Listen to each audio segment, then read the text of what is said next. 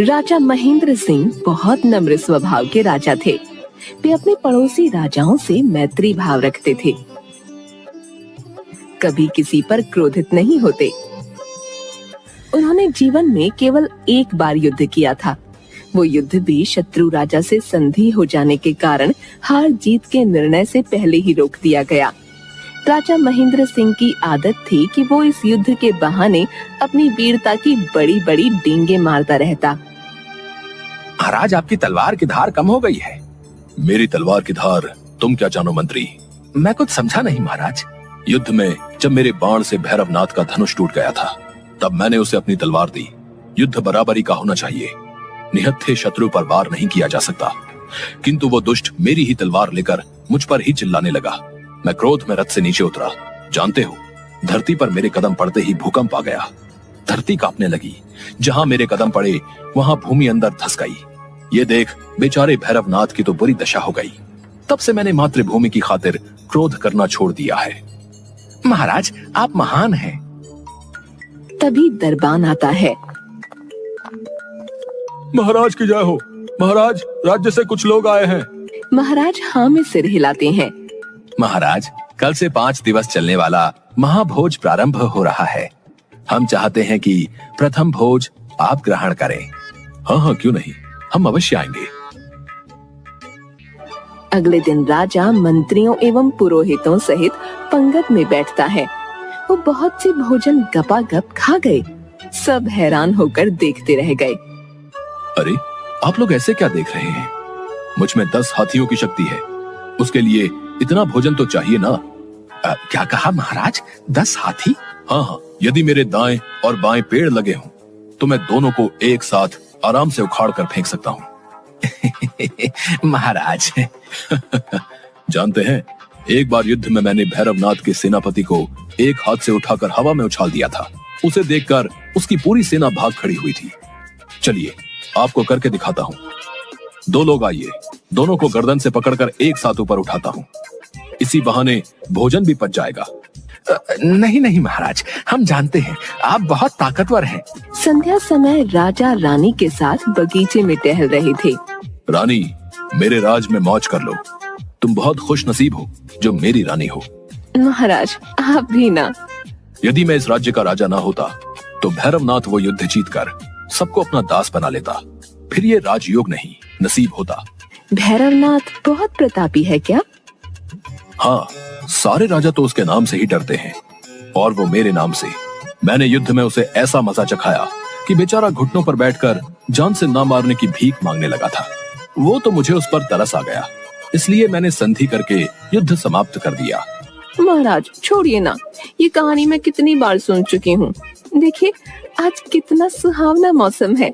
ये रंग बिरंगे फूल कितने प्यारे लग रहे हैं। हाँ हाँ, सब कुछ बहुत अच्छा लग रहा है। तभी एक छोटी सी सुंदर चिड़िया फूलों पर आकर बैठ गई। रानी को वो चिड़िया बहुत प्यारी लगी, तो वो उसे पकड़ने लगी। चिड़िया उनके हाथ में चोंच मारकर दूसरे फूल पर बैठ गई। रानी दर्द से चिल्लाते हुए, हाय मैं मर गई। देखिए ना, आपके होते हुए जरा सी चिड़िया ने आपकी रानी को कितना कष्ट दे दिया। आप भैरवनाथ को डरा सकते हैं, तो चलिए इस दुष्ट चिड़िया को पकड़कर मुझे दीजिए, मैं इसे अभी मजा चखाती हूँ।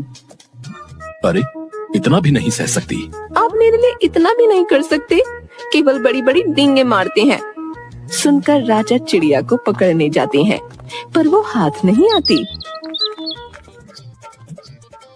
राजा थक कर बैठ जाते हैं।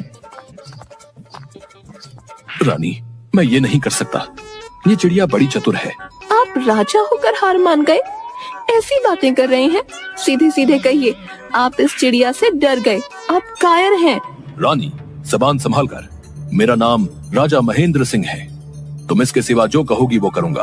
अच्छा, तो महाराज महेंद्र सिंह, आप 24 घंटों में एक शेर का शिकार करके ले आइए, तभी मानूंगी कि आप कायर नहीं हैं, वास्तव के सिंह हैं। सुनकर राजा अपनी मूंछों को ताव देने लगते हैं। यदि ये कर पाए तो ही समझूंगी कि आप कायर नहीं हैं, कहकर रानी वहां से चली जाती है। राजा अपने चारों ओर देखते हैं। सभी सेवक सिर झुकाए खड़े थे। राजा को रात को नींद नहीं आती। वो सोचते हैं कि यदि सेवकों ने यह बात बाहर जाकर सबको बता दी तो उनका क्या सम्मान रह जाएगा। रानी के साथ साथ सब लोग उन्हें कायर समझेंगे।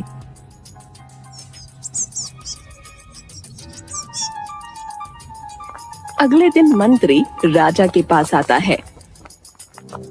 महाराज, मैंने सुना है महारानी ने आपको शेर का शिकार करने के लिए कहा है। लगता है ये बात पूरे राज्य में फैल गई। 24 घंटों के भीतर शिकार करना है, शीघ्र निकलना पड़ेगा। महाराज, मुझे ये बात कल रात ही पता चल गई थी। पूरी तैयारी कर ली गई है, आप जब चाहे चल सकते हैं। ठीक है। राजा रथ में अपना धनुष रखकर मंत्री से बात करता है। चलो सारथी, जंगल की ओर चलें।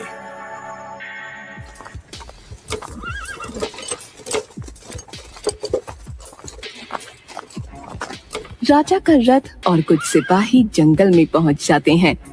बहुत ढूंढने पर भी उन्हें कोई शेर नहीं मिलता।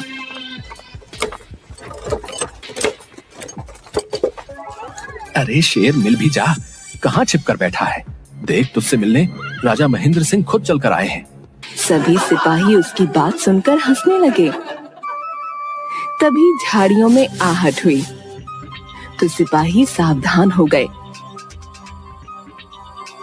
पर वहां से एक सांप रेंगता हुआ निकला और वापस झाड़ियों में चला गया। अरे भाई, मैंने तुझे नहीं, तेरे बड़े भाई इस जंगल के राजा को बुलाया था। महाराज, अब क्या करें? मंत्री, कोई उपाय सोचो। महाराज, मुझे लगता है कि जब तक हम सब एक साथ हैं, शेर तो क्या, कोई बकरी भी हमें मिलने वाली नहीं है। मंत्री, साफ साफ कहो, कहना क्या चाहते हो? महाराज, सिपाहियों को शेर की तलाश में हमसे दूर भेजना होगा, तभी कुछ हो पाएगा, नहीं तो हम ऐसे ही भटकते रहेंगे। राजा हाँ में गर्दन हिलाता है। मंत्री सिपाहियों को अलग अलग दिशाओं में शेर को ढूंढने भेज देता है और वह स्वयं भी जाने लगता है, तो राजा उसे रोक लेता है।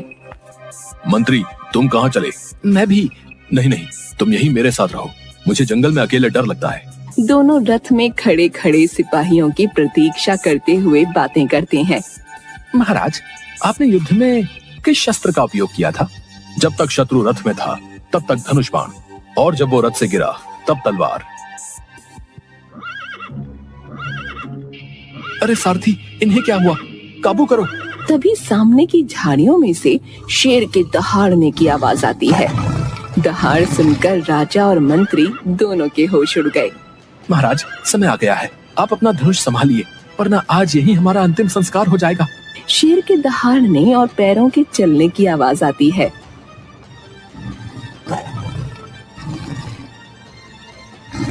मंत्री, बाण तुम चलाओ, मेरा निशाना थोड़ा कमजोर है। महाराज, मैं। हाँ तुम, मैं केवल तलवार चला सकता हूँ। शेर जोर से दहाड़ता है। मंत्री रथ में से धनुष उठाता है, पर वहाँ बाण नहीं थे। महाराज, बाण कहाँ है? मैं क्या जानूं, यही होंगे, ध्यान से देखो। लगता है आप तर्कश रखना ही भूल गए। तभी शेर दहाड़ता हुआ पत्तों में से निकलकर सामने आ गया। घोड़े रथ को लेकर अंधाधुंध भागने लगे।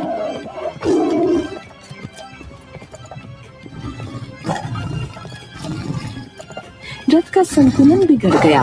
राजा और मंत्री दोनों डरकर बैठ गए। तभी रथ एक पेड़ से टकराया और उसका एक हिस्सा टूट गया, पर घोड़े नहीं रुके। राजा और मंत्री दोनों नीचे गिर गए और राजा का मुकुट दूर जा गिरा। महाराज, आपका मुकुट, आपका सम्मान। अरे मंत्री, छोड़ो मुकुट और सम्मान, पहले जान तो बचे। तभी शेर दहाड़ता हुआ उनके पास भागता हुआ आने लगा। महाराज, मैं और नहीं भाग सकता, चलिए किसी पेड़ पर चढ़ जाते हैं। मुझे ऊंचाई से डर लगता है, मैं केवल भाग सकता हूँ। मंत्री ने पीछे मुड़कर देखा तो शेर भागता हुआ आ रहा था। एक ऊंचा पेड़ आने पर वो उस पर चढ़ गया। जब राजा ने पीछे मुड़कर देखा तो मंत्री नहीं था। धोखेबाज कहीं का, मरने के लिए छोड़ गया।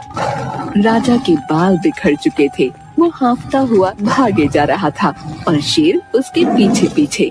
राजा थक कर एक पल के लिए रुका, कि जोर से शेर के दहाड़ने की आवाज आई और वो भागने को फिर से आगे बढ़ा कि एक बड़े पत्थर से टकराकर गिर पड़ा। शेर उसके बहुत पास आ गया। वो उस पर आक्रमण करने के लिए ऊंचा उछला। राजा ने डरकर आंखें बंद कर लीं। शेर के जोर से दहाड़ने की आवाज आई।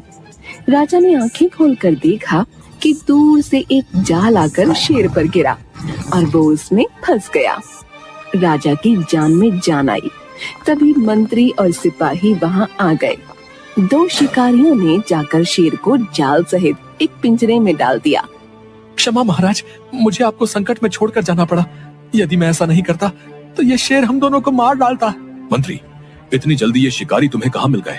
महाराज, मैंने इन्हें पहले ही बुला लिया था। शेर का कुछ पता थोड़ी है, बाण लगने से मरे न मरे, किंतु ये शिकारी हम तक पहुंचे नहीं, इसलिए मैं इन्हें देखने गया था। अच्छा, और तब तक मैं मर जाता तो? मैं तो हमारे प्राण बचाने के लिए ही गया था। तभी एक सिपाही आकर राजा को उसका मुकुट देता है और सभी लोग घोड़ों पर बैठकर वापस महल की ओर जाते हैं। महाराज, आप चिंता मत कीजिए। जंगल में जो कुछ हुआ वो किसी को कभी पता नहीं चलेगा। मैंने सब इंतजाम कर दिया है। महल पहुंचने पर शंखनाद होने लगा। सुनो सुनो सुनो, महाराज महेंद्र सिंह ने सिंह का शिकार किया है, उसे पिंजरे में कैद कर लिया है। तभी रानी दौड़ी आई। वो महाराज की आरती उतारती है। वाह महाराज, मान गए आपको। आप वास्तव में महेंद्र सिंह हैं। उसके जाने के बाद मंत्री, धन्यवाद, तुमने मेरा सम्मान बचा लिया। महाराज, मैं आप ही का मंत्री हूँ। पर अब शेर का क्या करना है? इसे यहाँ रखने में बहुत खतरा है। चिंता मत कीजिए महाराज, वो पिंजरे में कैद है और कुछ देर बाद शिकारी उसे वापस जंगल में छोड़ देंगे।